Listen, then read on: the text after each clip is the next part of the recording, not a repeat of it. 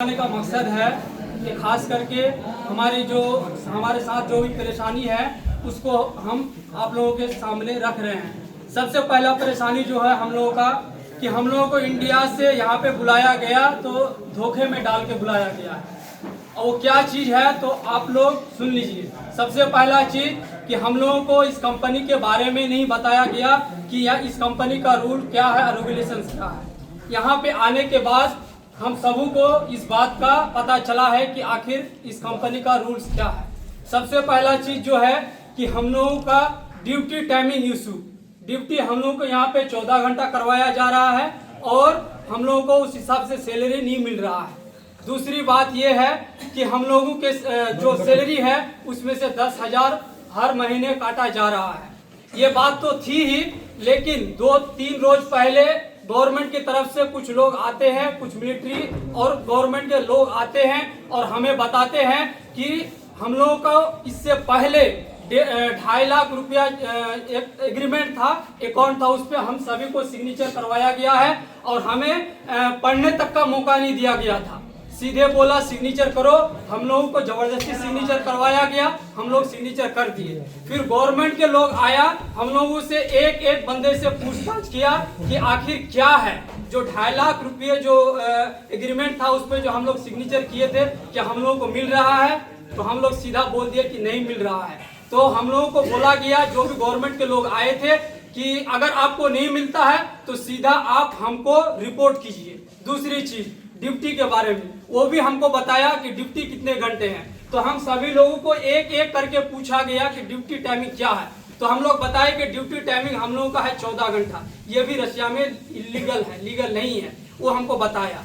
दूसरी बात और है कि जो सैलरी में से हम लोग को 10,000 रुपया हर महीने काटा जा रहा है, ये भी हम उनको बताए। ये भी वो बताया कि ये चीजें गलत है। अगर आप लोगों के साथ ये चीजें दोबारा हो रही है तो आप हमको रिपोर्ट कीजिए, हम आप लोगों के साथ हैं।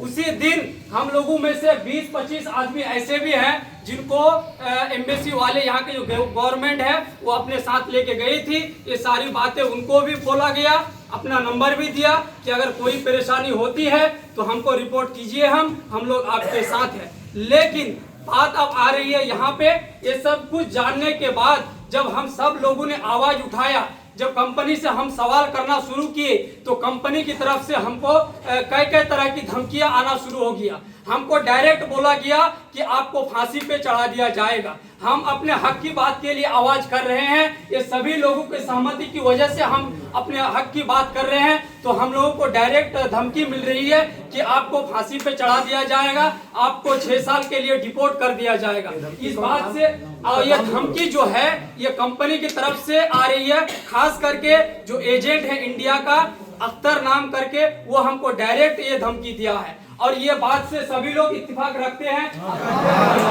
बिल्कुल, ये हमारी बातें हैं जो आपके सामने रखे हैं। हम क्या कहते हैं कि इंडिया के जो गवर्नमेंट है उनसे भी हम अपील कर रहे हैं कि यहाँ पे हम सभी लोग फंसे हुए हैं, हमारी मदद करें। और जो भी यहाँ के गवर्नमेंट है उनसे भी हमारा रिक्वेस्ट है कि हमारे साथ नाइंसाफी हो रही है, हमें इंसाफ दिलाया जाए, या तो हमारी मांगे पूरी की जाए या नहीं तो हम सबको इंडिया भेजा जाए।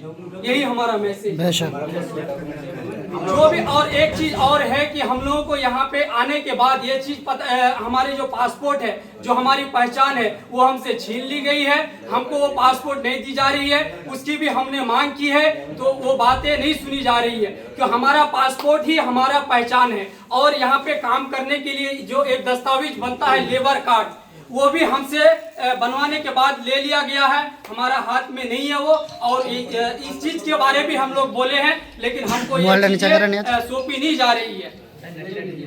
और सैलरी जो है हम लोग का अभी 1 महीने का सैलरी है वो पोस्टपोन्ड है, वो भी अभी हम लोगों को नहीं मिला है। और सैलरी का जो टाइमिंग है, जैसे कि महीना लगने के बाद सैलरी मिल जानी चाहिए, लेकिन सैलरी हम लोगों को 20 रोज बाद मिलती है। सैलरी हम लोगों को टाइम पे नहीं दी जा रही है। यही हमारी मांगे हैं। आप लोगों से रिक्वेस्ट है कि हम लोगों के मांग को सुनी जाए और हम लोगों के साथ जो भी नाइंसाफी हो रही है उसके साथ इंसाफ के साथ हम लोगों को यहाँ से जो भी होता है अगर यहाँ पे कंपनी हमारी बात सुनती है, गवर्नमेंट हमारी बात सुन रही है, तो आप हमको यहाँ आने के बाद जो भी परेशानियां हैं उनको सुलझाएं। अगर वो हमारी मांग पूरी होती है तो हम यहाँ पे काम करेंगे। हम यहाँ पे ना ही लड़ाई झगड़ा करने आए हैं और ना ही इस तरह की कोई भी स्ट्राइक करने आए हैं। हम लोग इंडिया से आए हैं, अपने फैमिली को छोड़ के यहाँ पे आए हैं सिर्फ 2 रुपया कमाने के लिए, लेकिन यहाँ पे हमारे साथ बहुत ही ज्यादा अत्याचार हो रहा है। हाँ, बोलने पे धमकियां मिल रही है, ये बात तो पहले भी हम कर चुके हैं। ये सब सारी बातें हैं। तो यही बात है कि इंडिया गवर्नमेंट हो चाहे यहाँ की गवर्नमेंट हो, उनसे हमारी यही रिक्वेस्ट है कि आप हमारे साथ हक में जो हम लोग खड़े हैं उसके साथ इंसाफ किया जाए। अख्तर ही दे रहा भाई।